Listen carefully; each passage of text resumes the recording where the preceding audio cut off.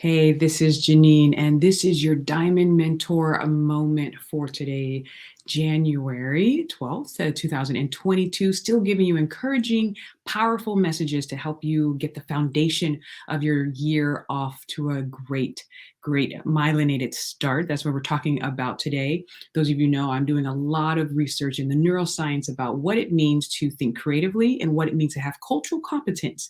Basically, how is it to live an intercultural creative life with knowing what's going on within our brain. Today, we are talking about your nerves and what your axons and your nerves are doing during a concept called myelination. But before I just jump in there, let's really get our screens up and ready to go. So, myelinate your moments in 2022. For those of you who don't know, intercultural creativity is the combination, right? The mashup between cultural competence and creative thinking. Cultural competence, your ability to work well with people with different lived backgrounds and different lived experiences.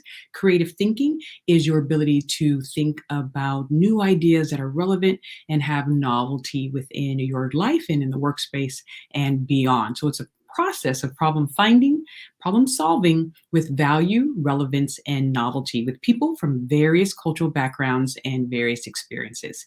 That is intercultural creativity. We're going to quickly talk about how to normalize to neutralize. Do you remember when you first were riding a bike? You first got on a bicycle. Were you excellent? Were you running or riding up and down the roads like you've been riding for years? No, it was probably, I'm not going to assume, but for most of us, it was a wobbly experience. You were getting used to your balance. You were getting used to coordinating your limbs in the right rhythm and in the right way. The same for driving a car. Remember how everything was a intentional move. You moved the blinker. You really had to pay attention to the gas and the brake, especially if you were driving a stick shift, right? You really had to think about everything you're doing. If you've been riding a bike or driving for many years now, it's not that case. You have had the chance to myelinate those moments, and I'm going to talk about what does that mean. But riding a bike, driving a car, it takes practice and repetition for your mind and your body to get accustomed to the new skill. Fear is the same way. We're going to talk about that. But first, what is actually going on in your brain? Myelin sheath is that a lipid fatty substance that covers the axons, which are part of your neurons. And your neurons are trying to communicate and get electrical impulses across so you can move and you can think and you can do what the body needs to do. When you're born with billions of neurons, but a lot of them aren't myelinated yet. So that's why you see babies who are kind of spazzing out and they are not walking when they're born. There's some animals out there in the wild who they start walking within 10 minutes of being born because of survival reasons. The mom's like, okay, you're here, you got to get up and go so we can move and be safe. Their neurons are myelinating very quickly. For humans, it takes about 10 months to 15 months for humans to get the myelination of walking and coordination down.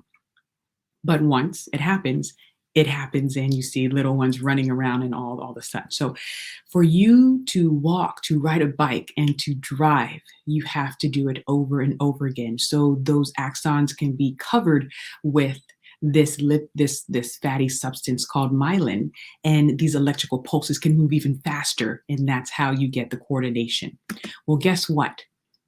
Not only is riding a bike, driving a car, and walking a skill that you can improve the more you do with it, confidence is a skill that you can improve the more you do it as well. Creativity is a skill that you can improve the more you do it as well. Your ability to think metaphorically, to make unusual associations, to think divergently.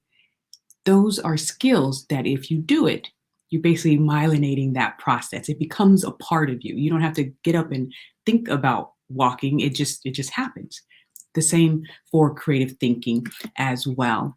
There's a wonderful TED Talk that I love to watch. It's a great TED Talk. He's funny, by Genein, and he talked about myelinating his response to rejection. Rejection is a huge issue when you talk about creative thinking and intercultural connections. A lot of people don't want to try to be allies because they're afraid of what's going to happen. They're afraid of saying the wrong thing. They're afraid of just putting themselves out there. And so, what this man did is he was afraid of being rejected because of a childhood incident that happened with public humiliation. So, he saw that it was affecting the way he was living his adult life. He wasn't able to take risks like he wanted to. He wasn't able to really put himself out there and do the things that he wanted to do. So he myelinated that process. And he signed up for 30 days of rejections, 100 rejections. The first one, walk up to someone and ask them for $100. And of course, the person was like, no, why would I do that? And then he just ran away because he was just so afraid of that. But then he tried it again. And he walked to someone who was eating French fries and asked them for a French fry. And then he tried it again. He bought a rose bush and asked a person in their home if he could plant his rose bush in their backyard. So he was just practicing hearing rejection, dealing with the emotional responses that rejection brought, and then now strengthening his ability to handle those responses. He was myelinating those moments because fear can stop us from creating. Fear can stop us from interculturally connecting. So we want to really build the myelin around the nerves that help us to continue to move forward, even in the face of rejection. Here's something that I talk about with my clients and some keynotes and trainings about myelinating your moments. If you have a big goal, think of your big goal, your BHAG goal, your big, hairy, audacious goal for 2022. It's over here somewhere, and it may bring a little bit of fear. It may bring a little bit of trepidation. Okay, how am I going to do that? How am I going to feel? I'm a little bit fearful of doing it, but I know I need to do it. How do I myelinate that moment? So I'm going to use an example of public speaking because public speaking is a big fear for a lot of people. It's actually rated the number one fear that most people have, even above death. So people are more fearful of public speaking than they are passing away, which is quite interesting, but there you go. And so if you have the goal of one day being on a TED stage or a TEDx stage, but you might have a fear of public speaking, how do you myelinate that moment? Well, here's some ideas. Start small. Speak in front of your home. If you have family members at home, speak in front of them. Organize a small speech and give it and see their response. So you're myelinating that moment there, and you don't stop there. You take it to the next step. Maybe you have a small gathering over your house, like a vision board party, or if you're a faith-based person, maybe a Bible study or a game night of something like that. But before the event starts, start with an introductory speech.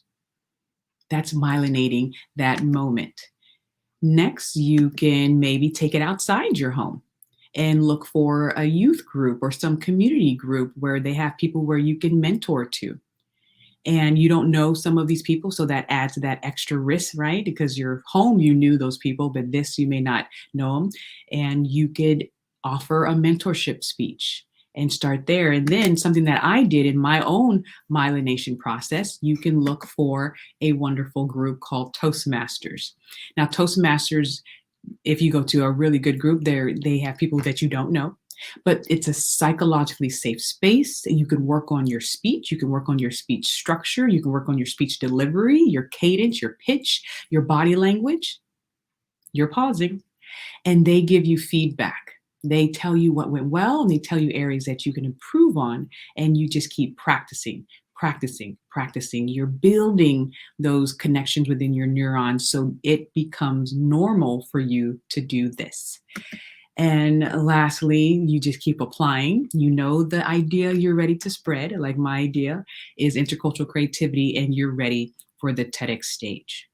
So what some people don't know, and I share it in my talks, is that I started my life from the speech therapy room and headed towards the TEDx stage only because I was aware of what was going on in my brain, and I knew I had to myelinate the moments. I had to get my neurons to be in control of stepping level by level, dealing with the fear, dealing with the emotional response that could have kept me away from going step by step, level by level. I joined an amazing Toastmasters in Warner City or Canoga Park area, the Challengers Toastmasters, and they were pivotal in helping me normalize getting up in front of people, structuring my talks, speaking with emotion, and inspiring and informing my audience. So I just wanted to share that with you.